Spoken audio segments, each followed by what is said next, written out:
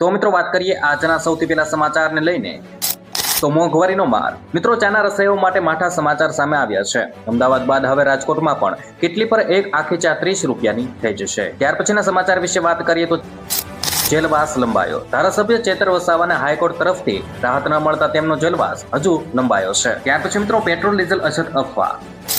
રાજ્ય સરકાર અને ઇન્ડિયન ઓઇલ કોર્પોરેશને સ્પષ્ટતા કરી છે કે ગુજરાતમાં પેટ્રોલ અને ડીઝલનો પૂરતો જથ્થો ઉપલબ્ધ છે, અફવાઓ પર ધ્યાન ન આપવું। ત્યાર પછી મિત્રો ભાવનગર દારૂકાંડ। મધ્યપ્રદેશની મુખ્ય સપ્લાયર સહિત વધુ 13 આરોપીઓની ધરપકડ કરાતા આ કેસમાં કુલ ધરપકડનો આંકડો 27 પર પહોંચી ગયો છે। ત્યાર પછી મિત્રો રેલવે સ્પેશિયલ ટ્રેનો।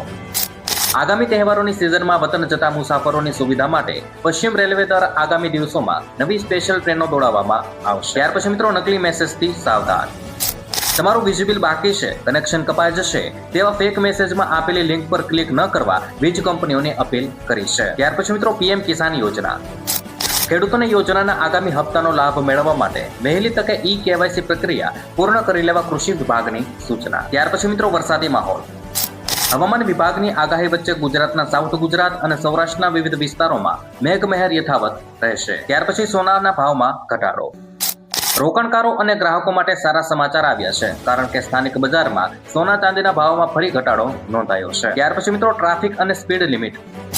હાઈવે અને એક્સપ્રેસ વે પર અકસ્માત રોકવા માટે ટ્રાફિક પોલીસ દ્વારા સ્પીડ ગન વડે ઓવર સ્પીડિંગ કરતા વાહનો સામે કડક ઝુંબેશ શરૂ કરવામાં આવી છે।